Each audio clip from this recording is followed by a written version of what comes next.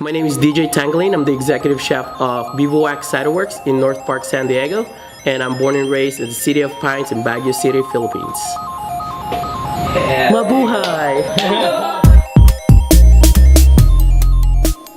Filipino food can be mainstream. I think it's the chef's job, and the people who support the chefs, it's their job to keep talking about it, keep bringing awareness about Filipino food, and just overall a sense of community. That's what Bayanihan is all about, and everything about Filipinos is all about hospitality, opening your doors to everybody, and that's what our job is to make sure that everybody feels welcome when they come into your restaurant and they're trying your Filipino food. Filipino food is almost, for me, it's almost like Southern food. It's home cooking. Like if you go to Philippines, every region has their own adobo. Same with Southern cooking.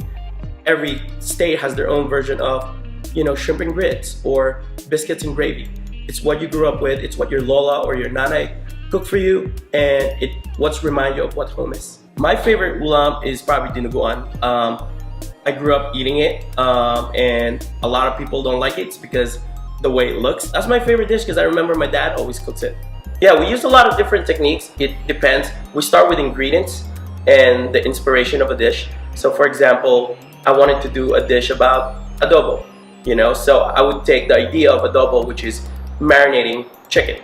A lot of people don't realize that adobo means to marinate, and so that idea can turn into a lot of different techniques. My experience from Filipino food, from Filipino restaurant, is everything's in Tagalog.